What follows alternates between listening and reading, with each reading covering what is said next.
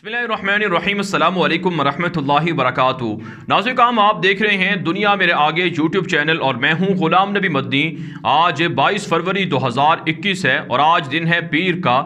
नाज़रीन काम पाकिस्तान के लिए दो बड़ी इंतहाई खुशखबरियाँ हैं और जिन्हें अच्छी खबरें कहा जाए तो गलत ना होगा, और यकीनन ये पाकिस्तान के साथ साथ पाकिस्तान के चाहने वाले दीगर मुसलमानों के लिए भी बड़ी खुशखबरियाँ हैं। और इन दोनों बड़ी खबरों के अंदर भारत के लिए बड़ी करबनाक अजियतनाक एक तरह से आप कह सकते हैं, उन्हें अफसोस होगा इस पर और ये बातें सुनकर, क्योंकि उनके ख्वाब और उनकी मेहनत और उनकी साजिशें और उनके प्रोपेगेंडे पाकिस्तान के ख़िलाफ़ कामयाब नहीं हो सके हैं। यकीनन नाज़रीन काम इन दोनों बड़ी ख़बरों के अंदर पाकिस्तान के अंदर बसने वाले 23 करोड़ से ज़ायद पाकिस्तानियों के लिए बहुत से एक तरह से खुशी के लम्हे हैं, और इसमें पाकिस्तान के लिए काम करने वाले उन तमाम हीरोज़ को क्रेडिट जाएगा जो पाकिस्तान की तरक्की सालमियत के लिए काम कर रहे हैं, बिलखुसूस अफवाज पाकिस्तान को, खुफिया इदारों को और गुमनाम हीरोज़ को, और पाकिस्तान के लिए दुआएं करने वाले उलमाए किराम को। जी हाँ नाज़रीन काम, सबसे पहली खबर यह है कि पाकिस्तान का गवादर पोर्ट, वहाँ पर बड़ी ऑयल रिफाइनरी लगने जा रही है और इस ऑयल रिफाइनरी के अंदर सऊदी अरब 10 अरब डॉलर से ज़ायद की इन्वेस्टमेंट कर रहा है। यकीनन ये बहुत बड़ी खुशखबरी है। आप जानते हैं पाकिस्तान का दौरा किया था सऊदी वली अहद मोहम्मद बिन सलमान ने, और उनकी जानिब से ऐलान हुआ था कि पाकिस्तान के अंदर गवादर में इन्वेस्टमेंट होगी और ऑयल रिफाइनरी लगाने में अरबों डॉलर सऊदी अरब फराहम करेगा। पिछले 1.5 साल से इस मंसूबे पर काम होता रहा और इसके लिए बाकायदा तेज़ी से काम जारी रहा, लेकिन कुछ दुश्मनों ने, जो भारत का दुश्मन है, उनका जो गोडी मीडिया है, उसने खबरें फैला दी कि सऊदी अरब पाकिस्तान से नाराज़ हो गया है, पाकिस्तान से पैसे वापस ले लिए हैं, सऊदी अरब पाकिस्तान के अंदर कोई सरमायाकारी नहीं करेगा और पाकिस्तान और सऊदी अरब के ताल्लुकात ख़राब हो गए हैं। ये खबरें पिछले 1.5-2 साल से सुनाई जाती रहीं और पाकिस्तानी अवाम को सऊदी अरब के ख़िलाफ़ भड़काने की कोशिशें की जाती रहीं और दोनों बरादर मुल्कों को तोड़ने की साजिशें होती रहीं। लेकिन आज काम ऐसा नहीं है, बल्कि पाकिस्तान की कुछ ऐसी पॉलिसियां हैं जो दुनिया को देखने में कुछ और नज़र आती हैं, लेकिन हकीकतन उनके पीछे पाकिस्तान के जो गुमनाम हीरोज़ हैं, जो काम करने वाले लोग हैं, वो कामयाबी से आगे चल रहे होते हैं और उनका जो रास्ता है वो कामयाबी से बिल्कुल सीधे, उनकी जो आप कह सकते हैं कि उनकी जो गाड़ी है वो दुरुस्त सिमत में सफ़र कर रही होती है। अब ये जो खबर सामने आई है कि सऊदी अरब पाकिस्तान के अंदर 10 अरब डॉलर की इन्वेस्टमेंट करने जा रहा है, ये इब्तदाई तौर पर 10 अरब डॉलर है और इसमें एक्सटेंशन होगी, इसको मज़ीद एक्सटेंड किया जाएगा और इसमें मज़ीद इंक्रीज़ किया जाएगा और इस इन्वेस्टमेंट को 20 से 30 अरब डॉलर तक लाया जाएगा। ज़ाहिर सी बात है, हम आपके सामने एक वीडियो से पहले ला चुके हैं कि सिर्फ बलूचिस्तान के अंदर 330 मिलियन बैरल से ज़्यादा का पेट्रोल है जो एक्सप्लोर हुआ है, जो दरियाफ्त हुआ है, डिस्कवर हुआ है। उसे निकालने के लिए पाकिस्तान के पास मशीनरी नहीं है, ऑयल रिफाइनरी नहीं है, इन्वेस्टमेंट नहीं है। अच्छी बात है, बलूचिस्तान के अंदर 330 मिलियन जो बैरल पेट्रोल है, अगर ये निकाल लिया जाए तो यकीनन इससे पाकिस्तान को बहुत ज़्यादा फ़ायदा हो सकता है। फिर हम आपको बता चुके हैं कि पाकिस्तान के पास 9 अरब बैरल से ज़ायद का पेट्रोल मौजूद है मुख्तलिफ जगहों पर, लेकिन उसके लिए वही बात है, इन्वेस्टमेंट नहीं है और बाकायदा मनसूबाबंदी नहीं है, जिसकी वजह से पाकिस्तान ये पेट्रोल आवाम के लिए नहीं ला पा रहा और आवाम इससे मुस्तफ़ीद नहीं हो रहे। पाकिस्तान को सालाना 20 अरब डॉलर पेट्रोल की इंपोर्ट की मद में देना पड़ते हैं, तो पाकिस्तान के ऊपर बहुत बड़ा बोझ है। इतनी हमारी रेमिटेंस नहीं होती, इतनी हमारी एक्सपोर्ट्स नहीं होती कि जितना बोझ हमें पेट्रोल के ख़रीदने में पैसे देने पड़ते हैं और डॉलरों में देने पड़ते हैं। लिहाजा पाकिस्तान के गवादर पोर्ट के अंदर जो ऑयल सिटी बन रही है, जो बहुत बड़ी ऑयल सिटी है, उसके अंदर ऑयल रिफाइनरीज लगेंगी और पाकिस्तान के अंदर से पेट्रोल निकलना इंशाअल्लाह शुरू होगा और पाकिस्तान के अवाम उससे मुस्तफ़ीद होंगे। और यकीनन नाज़रीन काम इसका क्रेडिट सऊदी अरब के अंदर मौजूद पाकिस्तान के साबिक आर्मी चीफ जनरल राहील शरीफ को जाता है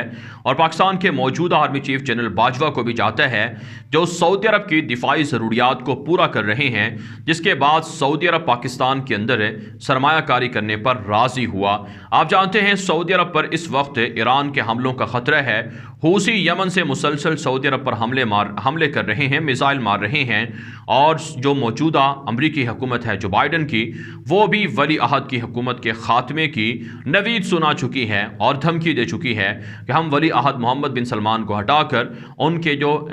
پیشرو تھے جن کو انہوں نے ہٹایا تھا محمد بن نائف، ان کو کہا جاتا ہے کہ ان کو وہ لانا چاہتے ہیں۔ بہرحال ناظرین کرام، پاکستان کی فورسز سعودی عرب کی حفاظت کے لیے موجود ہیں۔ یمن سے حوثیوں کے حملوں کو پسپا کرنے میں پاکستان کی فورسز کا بڑا کردار ہے، اور ایران کو بھی پاکستان نے سمجھایا ہے کہ سعودی عرب کے خلاف حملے نہ کیے جائیں۔ یہی وجہ ہے اب سعودی ولی عہد جو ایک وقت میں پاکستان کی مخالفت میں جنہیں گھیرنے کی کوشش کی گئی بھارت کی جانب سے کہ بھارت کے اندر اربوں ڈالر کی سرمایہ کاری سعودی عرب کرے، تو انہوں نے وہ سرمایہ کاری نہیں کی ہے۔ ناظرین کرام، یہ بات میں بڑے وثوق سے کہہ رہا ہوں اور یہ آن دا ریکارڈ بات ہے کہ سعودی عرب نے ابھی تک انڈیا کے اندر بھارت کے اندر کوئی انویسٹمنٹ نہیں کی ہے۔ جو خبریں سنائی جاتی رہیں کہ 70 ارب ڈالر یا 100 ارب ڈالر سعودی عرب بھارت کے اندر انویسٹمنٹ کرنے جا رہا ہے، یہ گوڈی میڈیا کی جھوٹی خبر تھی۔ ایسا کچھ بھی نہیں ہوا۔ سعودی عرب کے اندر بھارتی فورسز جانے والی تھیں لیکن وہ خبر جھوٹی نکلی۔ سعودی عرب کے اندر جو بھارتی آرمی چیف نے دورہ کیا، کہا کہ ہم سے بڑے بڑے ہتھیار خریدے جائیں گے،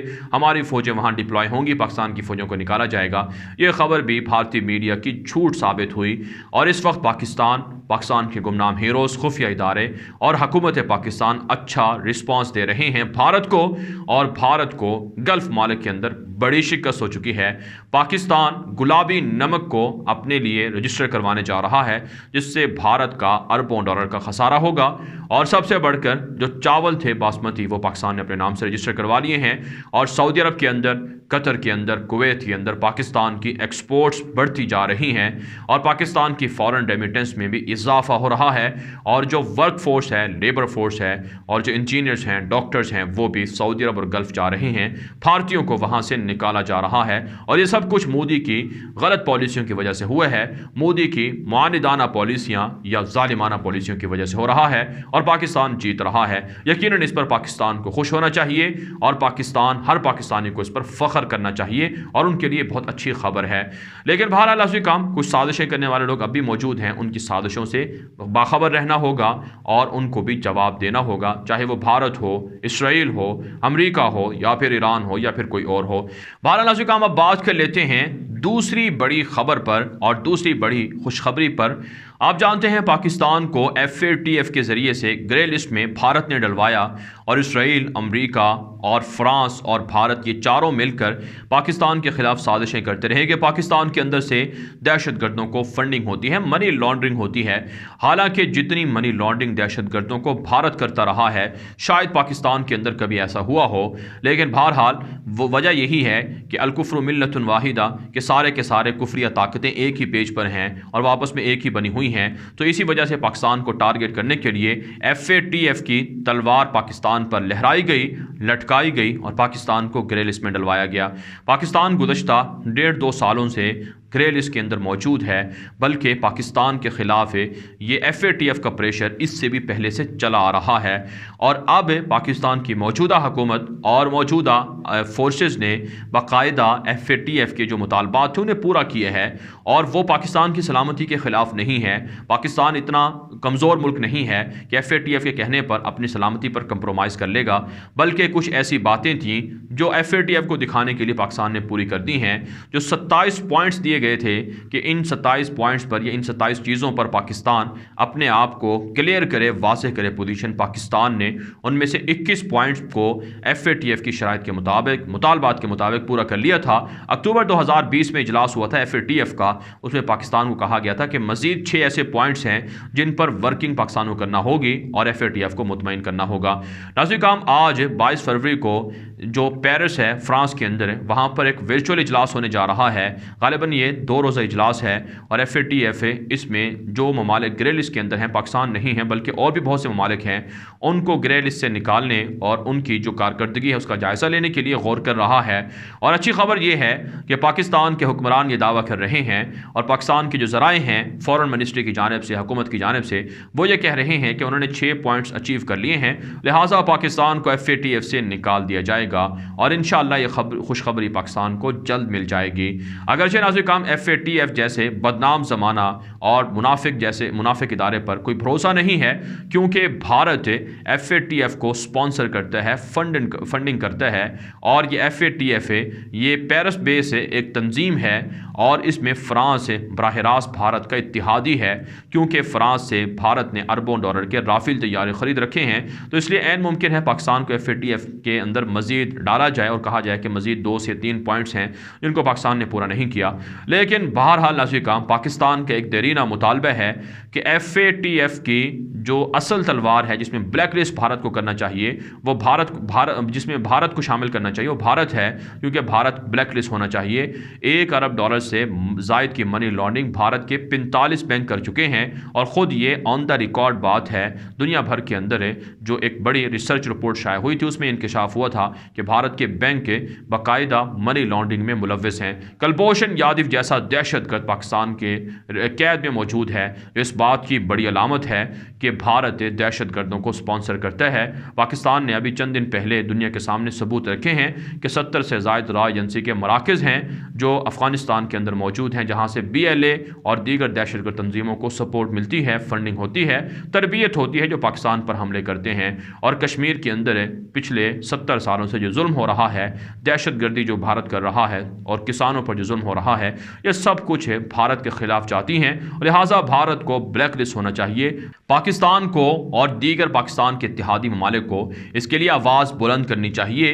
اور بھارت کو FATF کے ذریعے سے بلیک لسٹ کروانے پر پریشر ڈالنا چاہیے۔ اگر بھارت کو پھر بھی FATF بلیک لسٹ نہیں کرتا یا گرے لسٹ میں نہیں ڈالتا تو پھر بھارت کے خلاف پاکستان کو عملاً کارروائیاں کرنی چاہیے، اور FATF جیسے بدنام زمانہ ادارے کے پریشر کو اتنا